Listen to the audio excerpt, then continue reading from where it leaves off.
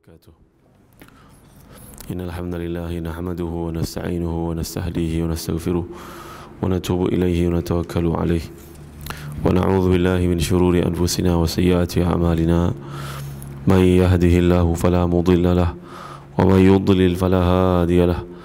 أشهد أن لا إله إلا الله وحده لا شريك له له الملك وله الحمد وهو على كل شيء قدير ولا حول ولا قوة إلا بالله العلي العظيم.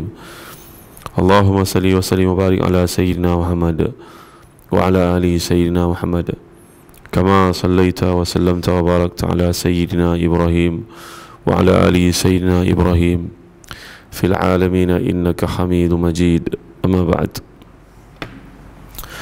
Tuan-tuan yang dirahmati dan dikasihi Allah sekalian, alhamdulillah kita menyambung kembali kuliah tafsir kita dalam surah Al-Baqarah ini, iaitulah pada ayat yang ke 32 dan 33, iaitulah firman Allah Subhanahu wa taala, a'udzubillahi minasyaitonir rajim, qalu subhanaka la ilma lana illa ma 'allamtana innaka antal alimul hakim. قال يا آدم أنبئهم بأسمائهم فلما أنبأهم بأسمائهم قال ألم أقل لكم إني أعلم غيب السماوات والأرض إني أعلم غيب السماوات والأرض وأعلم ما تبدون وما كنتم تكتمون. صدق الله العظيم. Allah Subhanahu wa taala di sini lalu berkatalah para malaikat, Maha suci Engkau ya Allah, tiada ilmu bagi kami kecuali apa yang Engkau ajar kepada kami. Sungguhnya Engkau Maha mengetahui lagi Maha bijaksana. Lalu Allah SWT telah berfirman, wahai Adam, khabarkanlah kepada mereka dengan nama-nama itu, nama-namanya. Apabila Adam mengkhabarkan kepada mereka dengan nama-nama mereka, maka Allah SWT pun berfirman, bukankah aku telah katakan kepada kamu, sesungguhnya aku mengetahui perkara-perkara gaib sama ada di bumi ataupun di langit, dan aku mengetahui apa yang kamu sembunyikan dan apa yang kamu nyatakan dan apa yang kamu sembunyikan. Baik, ini adalah perbualan di antara Allah SWT dengan para malaikatnya yang kita tidak dapat lihat, yang kita tak dengar, kerana perkara ini berlaku dalam alam gaib, alam malaikat, alam yang tinggi yang kita pun tidak tahu bagaimanakah keadaannya sebenar. Tetapi madailah bila Allah SWT gambarkan kat sini, malaikat akhirnya nampak kekuasaan Allah SWT, iaitulah pemberian kepada Adam ini tugasan sebagai khalifah adalah dengan ilmu. Jadi maknanya sebelum itu malaikat bertanya kepada Allah SWT, apakah golongan ini akan melakukan kejahatan dekat muka bumi. Ini adalah kerana terbatasnya ilmu para malaikat. Macam kita, umpamanya ada orang nak duduk rumah ni kita belum duduk lagi, kita baru saja siapkan nak bagi orang ni duduk untuk satu tempoh. Tentulah kita akan berkata, habislah rumah ni. Kita nak bagi sebuah kereta kepada seorang untuk pinjam dengan anak-anaknya yang nakal, kita belum nampak lagi benda tu berlaku, tapi kita dah kata, habislah kereta, memang kena conteng dalam dia lah. Betul kan? Kerana lumrahnya makhluk ni sifat dia adalah begitu, berjaga-jaga, berhati-hati, dan dia tak nampak satu benda itu hikmah di sebaliknya. Tetapi yang Allah SWT kehendaki, biarkan ia rosak bumi ini sekalipun, tetapi ini adalah tugasan yang mesti kau berikan juga kepada mereka. Umpamanya macam tuan-tuan nak bikin sebuah rumah lah, maka tuan-tuan ada pilihan, seorang Islam dengan bukan Islam, untuk baiki ataupun betulkan ataupun buat rumah ini. Maka dinasihatkan, tuan jangan bagi pada orang Islam, hancurlah rumah ni, memang tak jadi, duitnya habis, rumahnya tak selesai. Kalau bagi pada orang bukan Islam, insya-Allah selesai. Begitu jadinya tuan-tuan kan. Ya, maka kita tak apa, saya sentiasa berlapang dada, berilah kepada orang Islam ni, walaupun tak selesai, kerana dia ni anak buah saya nak kontraktor ni berjaya. Tak jadi pun tak apa, saya akan guide dia sampai selesai. Kalau tak selesai, tak apa, saya masih lagi melapangkan dada saya untuk bagi juga tugasan ni kepada orang Islam. Begitulah maknanya Maha Pemurahnya, Maha Pengasihnya Allah SWT memandangkan dunia ni apalah nilainya kepada Allah SWT berbanding dengan alam semesta yang telah dia ciptakan. Walaupun para malaikat bertanya dan mereka pada anggapan mereka itu betul, bahawa manusia yang masuk ke bumi ini akan melakukan macam-macam kerosakan. Ini dengan global warmingnya. Di Bangladesh dah banyak pulau yang tenggelam kerana tangan-tangan manusia yang menggunakan semua perkara dengan penuh ketakmakan, dengan sifat haloba. Ya, begitu juga dalam negara kita sebagai contohnya, pasir diambil sewenang-wenang di mana saja untuk bikin rumah. Kadang-kadang rumah yang buat ni kita pun hairan, ya, harganya berjuta-juta, tapi masih juga dibeli dan habis. Siapalah yang punya kerja ni tuan-tuan? Siapalah yang membeli yang rakus tak selesai beli rumah banyak-banyak? Ini tamaknya manusia. Jadi malaikat telah pun bertanya kepada Allah SWT dengan sedikit satu tanggapan ataupun satu ramalan daripada mereka. Bagaimanakah manusia ini akan menguruskan dunia dengan betul? Mereka akan menumpah darah, bunuh satu sama lain.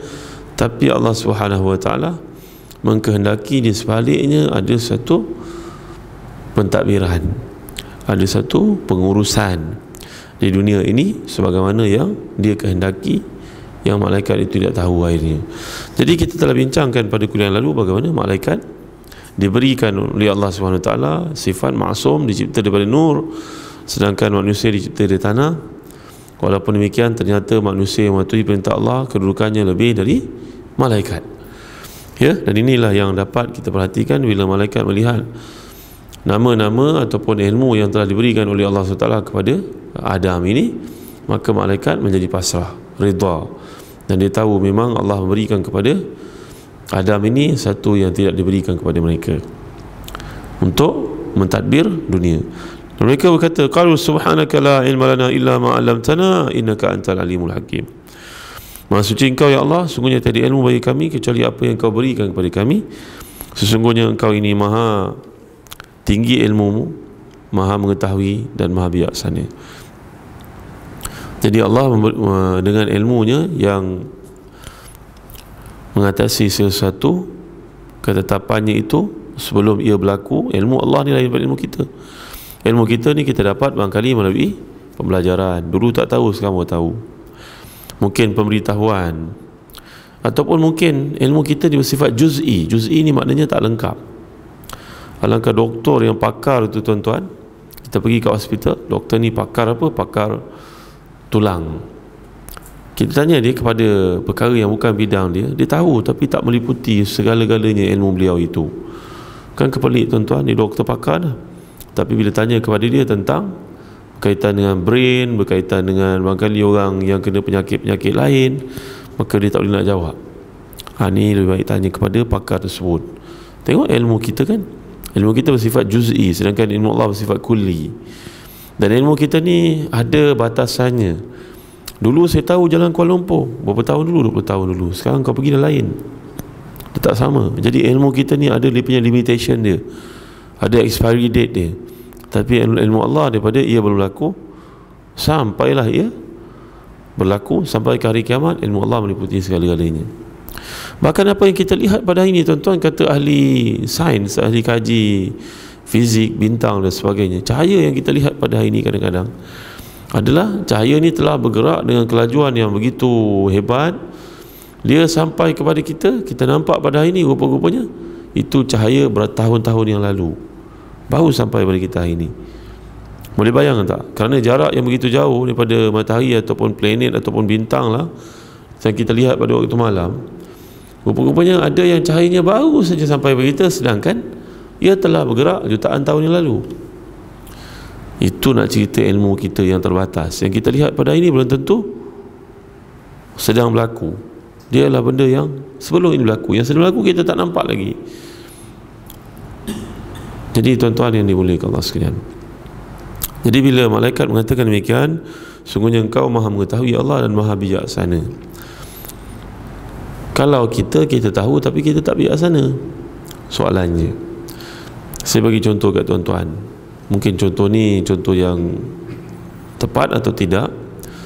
Seorang cikgu ilmunya tinggi untuk mengajar maths, matematik, tapi dia bijaksana tak untuk mengajar pelajarnya semuanya jadi pandai macam dia? Tak boleh kan tuan-tuan? Tak mampu kan? Kita yang ayah ni, yang duduk kat rumah jaga anak-anak kita, Barangkali kita bijak dalam satu bidang, nak ajar anak kita pun tak boleh, tak pandai kita nak mengajar pada mereka. Tapi Allah SWT sifatnya lengkap melengkapi sifat lain. Sifat-sifat Asmaul Husna itu menyebabkan bukan saja mengetahui, dia maha bijaksana.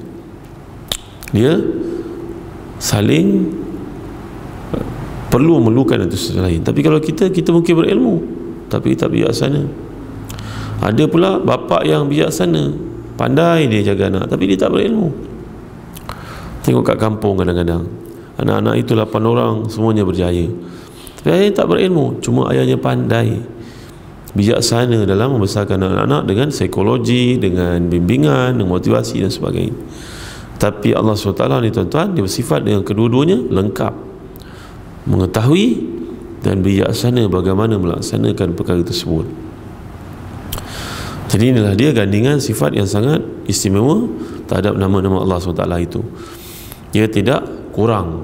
Macam kita kurang, satu je ada, satu lagi tak ada.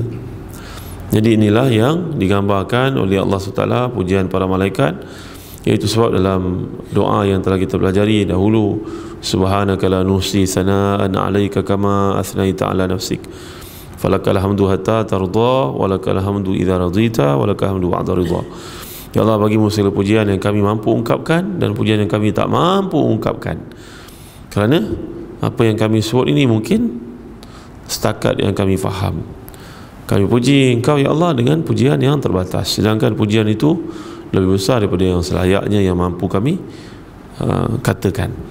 Ya, jadi mudah-mudahan Allah Taala memberkati kita, memberi kepada kita sifat tawaduk, sehingga kita melihat segala yang ada dalam dunia ini macam malaikat melihat, dengan penuh rasa rendah diri. Ya Allah, ilmu kami tak sampai ya Allah, ilmu Engkau lah yang mengatasi segala-galanya, dengan sebab itu Engkau berilah kepada kami ilmu ya Allah.